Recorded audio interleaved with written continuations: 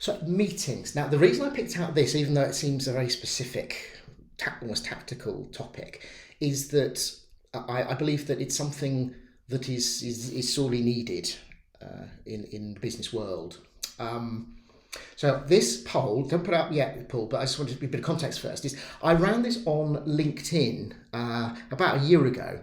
And I'm very curious to see if, and that was actually quite a small sample size. It closed after about 100 people.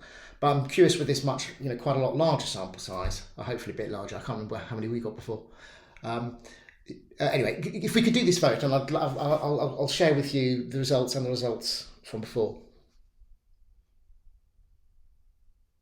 Excellent. So we've just made the poll go live. I've had a few questions come in just regarding the recording. They've joined a few a bit late.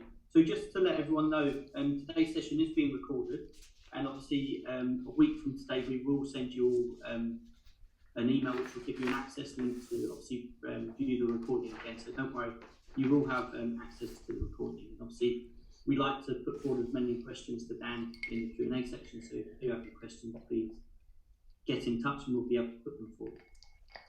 So around 85% who have answered, so we'll just give it a few more moments.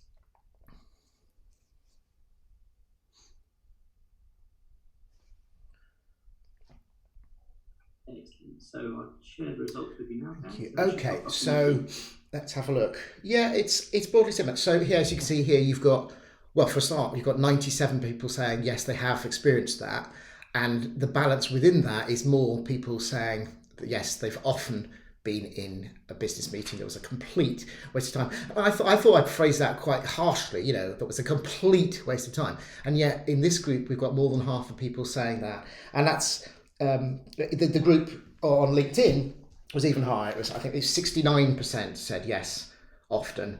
And they're basically people who follow me, and they tend to be a bit older, people in their sort of 40s, 50s, 60s even. And 95% across the top two boxes. So yeah, it's a huge deal. So that's why I'm going to show you just a couple of useful tips that I found really exceptionally useful. So the first one is in terms of to avoid meetings being a waste of time. It really pays to kind of insist, if you can, that everyone adopts a process like this when setting up a meeting, and sending out the invitations effectively. And your nice acronym, SPORT. Some of you may have crossed the POST framework, which is very similar. This is subtly different, but slightly superior, I hope. So you've got S, subject. That just means, what you call the meeting, what you put in the title when you send out the invitation, the topic, succinctly.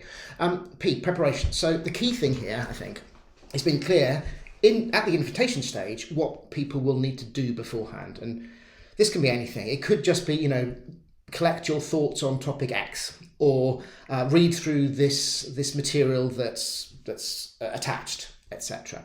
Or it could X come prepare a summary of such and such, and which they will be sharing in the meeting, that kind of thing. Then the third one is outcome. Now the O is the most important one by far, as in if people take the time to describe clearly what they want to be the outcome of the meeting itself, not the outcome of the whole project, but the outcome of this particular meeting, that is so helpful. In fact, it's helpful to the person arranging the meeting, because as soon as they think of this is the outcome we're going to aim to achieve, it automatically makes you think of who needs to be there and how long do you think it will take. It just helps you in your planning of the meeting. Roles, that's just so that everyone's clear what they'll be doing in the meeting, if they have a specific role, like to say something, share something, etc. So that it's another way of putting agenda, but it's much more clear. It's like such and such will be sharing this. And then of course timing is how long each section is meant to last. So obviously R&T are classically more like a classic agenda, really. So if that happens every time, you've got a good chance that the meeting was worthwhile in the first place. And secondly, that it's been well thought through. But in the meeting itself, it's also important that it's run in an efficient, productive way. And this 1, 2, 3, 4, 5, 6 step process helps do that. So I use this as my default obviously you can adapt it however you need, but it works well as a default. You start with the chair, and this is the key role of the chair, is just to remind people at the start of why the meeting's important, the context, and right at the start, a reminder of the outcomes that are needed by the end, because that helps everyone to be more focused. So it's outcome, don't forget, that's what we're trying to achieve by the end of the meeting. Okay, number 2, you then have relevant information shared.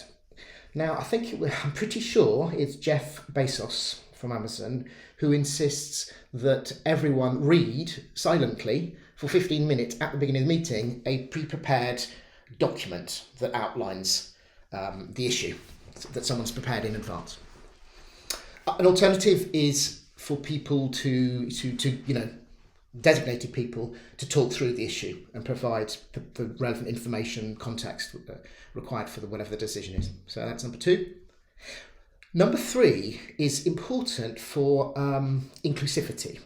So number 3 is asking each attendee in turn, usually with the chair coming last, almost always, to express their point of view on the issue, but without challenge. So people can ask points of clarification, but beyond that, no challenge, no debate yet. And that's important because that gives a good opportunity for people who are less confident about airing and sharing and interrupting others to be able to do it and put their thoughts across properly. And it's the chair's job to make sure that that's possible and no one undermines that.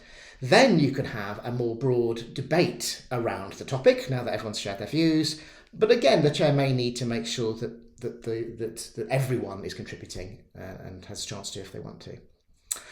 Then, in an ideal situation, a consensus will be reached through the discussion. If a decision has to be made and there isn't a consensus, that again is the role of the chair to say, okay, we don't have full agreement here, but this is the decision and my reasons are blah, blah, blah, blah, blah.